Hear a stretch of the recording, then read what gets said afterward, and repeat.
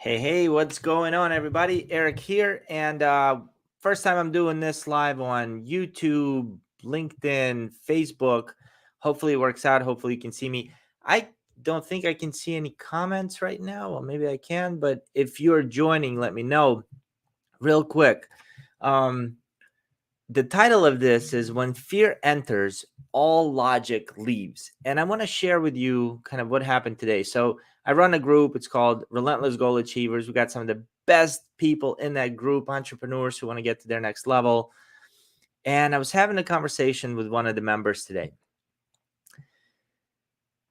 His dream, right now he works a full-time job, but he wants to transition into an online fitness coaching business.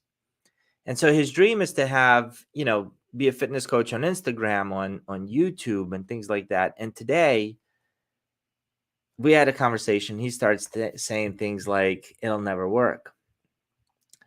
He starts saying things like, hey, there's too much competition out there. So how would I possibly get through? It's already way too much competition. Then he said something like, no one will ever sign up. And he was believing this stuff. Like, this is really going on in his mind. No one will ever sign up. Next thing he said was, I have to find a different way. And that was his truth. That was his truth as an entrepreneur. You see, our belief system that's like underlying in our subconscious mind somewhere will control these thoughts. And fear entered, right? The fear entered and all logic left. Fear came in, and the real fear was, maybe I'm not good enough to be an entrepreneur.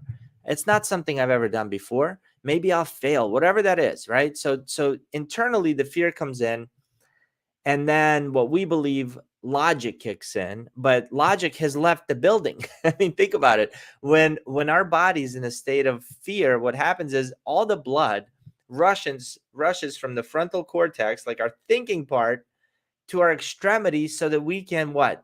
Fight or flight, right? Fight or flight or freeze. And so logic leaves when we feel afraid. And by the way, whether it's physical fear, whether it's mental fear, the body reacts the same exact way. And all logic leaves. So here are 4 things that we can do when fear kicks in, and I'll share them with you. Number 1, pause. Viktor Frankl said, in his amazing book, A Man's Search for Meaning, he said, between stimulus and response, there's a pause. And in that pause, we can find everything. So first, pause. When you feel that fear, when you start saying things like, no one will ever sign up, the second you use the word ever, that should be red flags going off. Ever, really, no one will ever sign up? Why would no one ever sign up? Why is that a logical thing? So first we got to do is pause and kind of question that, right? And the way we do that is because we turn on our lawyer powers and we start questioning those beliefs. Like, why would no one ever sign up? Is that true? Is that my truth? That's a good question to ask. Is this true? Is what I'm thinking true? As a matter of fact, my amazing business partner and most beautiful girl in the world, my wife, Julia, helped me start an online store. And you can see it at shopthegoalguide.com. But the reason I'm bringing that up is that she just designed a shirt in the store, and it literally says, don't believe everything you think. And I'm telling you, don't believe everything you think. Because why? Those thoughts come in to keep us in a safe place, but everything we want, we have to go through fear. We have to go through uncomfortability to achieve that.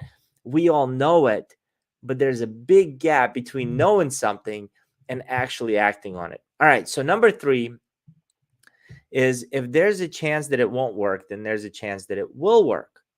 We got to understand that. So there's a law of polarity. It's a universal law. So let me put it to you this way. The only reason something good exists is because there's something bad. The only reason we feel cold is because we know there's something hot. Like, if there wasn't heat, there wouldn't be cold. If there wasn't up, there wouldn't be down. If there wasn't left, there wouldn't be right. You understand? The only reason one exists is because of the other. And so if the thought of it will never work exists, the only way it could possibly exist is because there's a possibility that it will work. And so now it's up to us to realize, what are we going to focus on? Are we going to put all our energy and all our focus on how it won't work? Or are we going to push our focus and energy on how it might work? Because think about it. Like, you could think about, I'll just give you a city right now, New York. Just take a, think about New York City. What do you picture? The Empire State Building, Statue of Liberty, Manhattan, Madison Ave. All those cool things come up. Now I'm going to say, well, picture Paris. And what are you picturing now in Paris? We got the Louvre, you got the Eiffel Tower. It took no more energy to focus attention on New York than it did on Paris. Completely different cities. These are two completely different thoughts. And you can either focus our attention. We can choose to focus our attention on why it won't work, or we can use our lawyer powers to recognize that there's a possibility that it will work too. And so we can choose to focus on why it will work instead of why it won't work. And that will serve us a lot better. Number 4, do it afraid. People want to wait till they're not afraid to make a move. Well, my personal mentor, Paul Martinelli, he's got this saying, jump and build your wings on the way down.